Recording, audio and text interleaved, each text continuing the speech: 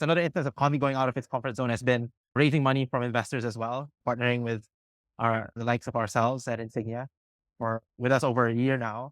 You can share a little bit about that relationship so far from your perspective. I'd love to hear about how you, especially as a founder who hasn't really partnered with VC previously, right?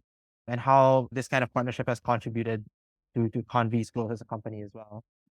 As you mentioned, Apollo, I usually do not like to work with VC that much in the past because they often interferes the decision makings that you have in mind. And from what I heard around before I take investments, there's a lot of not too good stories for founders with VC, and a lot of them has adjust their viewpoints in a way that different from the founders of where they initially coming from. Mm. And that's well, I'm scared to get into because there's no path back. It's not like you now they become part of your family. You're gonna accept that they're part of your family now. It's hard to get divorced. There's no divorce, I would say, right? So for us, when we were thinking about getting a VCs to come into our board, I was very selective. I talked to almost 100 VCs before taking Insignia's money. Uh, And what I like about Insignia is that I think there's a lot of what I like about Insignia. So I would like to pinpoint a few points. Number one, at least with Yong Chen and Yinglan that is taking care of my portfolios, they really know about our business. So when we're making a decisions, they understand where this decision is coming from. Where when we compare to some of the business that or some of the VC that talk to us, they have no idea how e-commerce is about, what is the metrics really about, and how do we want to make these decisions. So that is one of the very crucials. I want investors because they have a voting rights. They need to know what are they voting for, not coming from just they like it or they don't like it. They Right. have to know. They have to make a decision based on is this a good move for the business right now, right?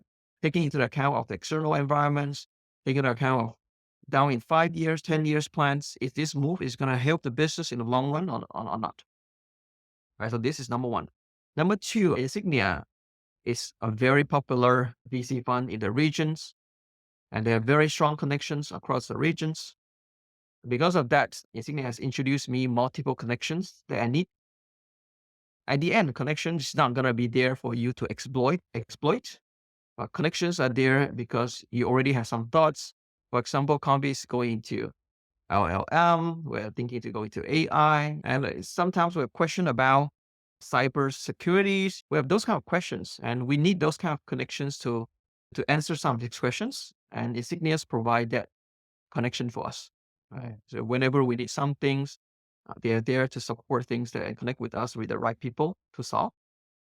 And third, Polo, I think there's something that Insignia has very different with other people is the PR capabilities, getting our names out there. I barely see these kind of resources from other VCs, especially friends that received VC before. But with you guys, I get to join the podcast. I get to meet a lot of other founders.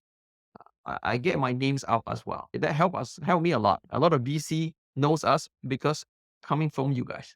I have enjoyed having you on the show and being able to tell your story. I think it's a great story to tell, even just from a marketing perspective. Yeah, and hopefully we continue to share more of this story moving forward. Right?